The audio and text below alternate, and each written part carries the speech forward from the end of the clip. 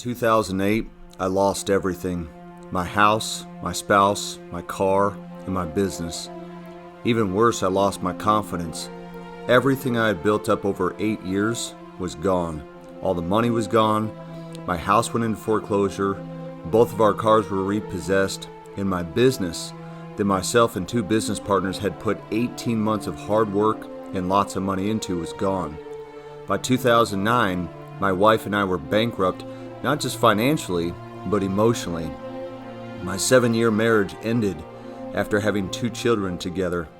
To say the least, it was the most depressing time of my life, and it was one of the first times I felt like quitting. By June 1st of 2010, I was divorced. I shut my business down and had no income. And in order for me to pay alimony and child support, I was literally selling my possessions, while at the same time switching our 2 children back and forth with my now ex-spouse. I spent many nights on my knees in prayer, pleading with the Lord that He would help me through the ordeal and bring me out on top as a better father, future husband, spiritual leader, and businessman. Honestly, I had no idea in growing up that things could end up this difficult. Frankly, in my younger years, I was used to winning championships in pretty much everything I did. We also started our own lawn mowing business, where for a period of 12 years we mowed anywhere between 40 and 70 yards a week. By 7th grade, I set the single season record for most interceptions on defense in one season. But then I hit a brick wall. I made the basketball team, but pretty much rode the bench. The following football season, I was so small that I sat on the sidelines with no playing time. For the first time in my life, I quit something. I literally quit the football team in the middle of the season. I believe because of this, I was not chosen for the basketball team that next season. But then my brother wrote a letter that at that time changed my life. He told me that everything in life happens for a purpose, and that if I ever needed a friend, he would not be far away. He told me as his brother that he would work with me and help me become a better player. He told me that he loved me, and that meant a lot to me. Those few words gave me encouragement, and I went on to the City League to become the #1 draft pick in the league the following season. The following year, I made the high school basketball team and then was cut. This became yet another blow to my confidence. Yet I took something negative and used it as positive fuel in the City League as I became the leading scorer that season.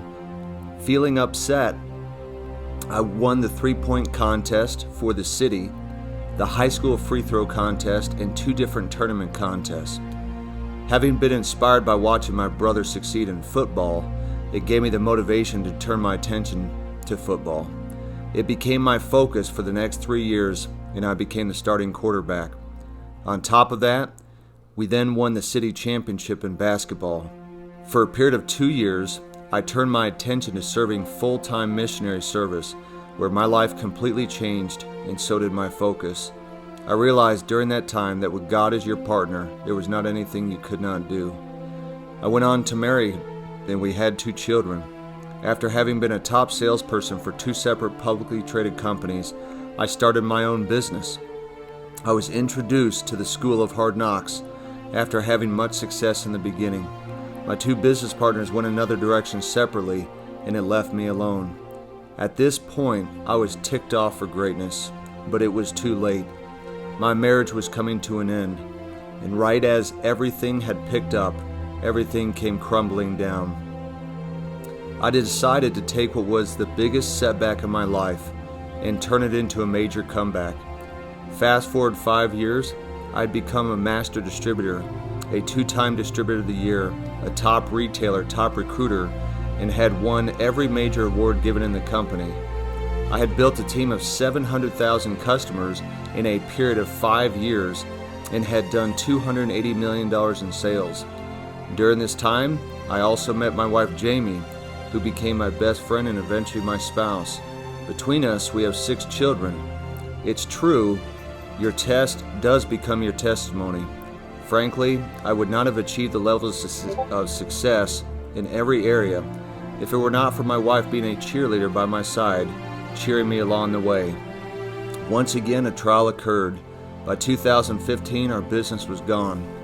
I was owed over $500,000 in commissions and resigned from the company, which then went out of business the following day.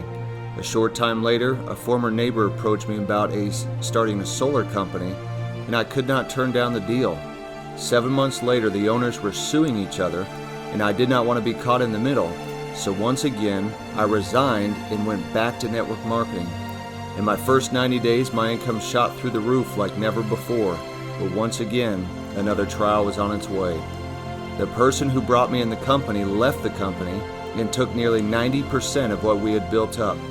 I called the CEO and told him I'm not going anywhere because I believe in this company and I believe in the vision. My flag is planted.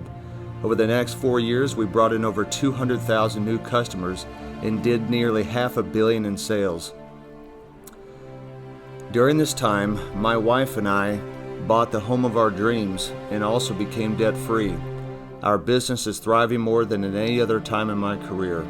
So with all of this, what has made the difference over these 40 years? I would say vision. I would say persistence. I would say consistency. I would say focus. Whether it was quitting the football team or getting cut from the basketball team or losing a marriage, losing a home, multiple cars, and all of our money, the quote that comes to mind is when Michael Jordan said, "I have failed over and over and over again in my life, and that is why I succeed." Like me, everyone will have their seasons. Everyone will have their test, but they are not permanent. They are temporary. The land of promise is guaranteed to those who are faithful. You will continue to increase. There will be made a way when it appears there is no way. It will be given back to us in good measure, pressed down, shaken together, and running over. Abundance and prosperity is your birthright. I was bankrupt in every way possible. Divorce is about as bad, if not worse, than death. Bankruptcy can be heart-wrenching. Having your cars taken is embarrassing. Having your business go down can be outright depressing.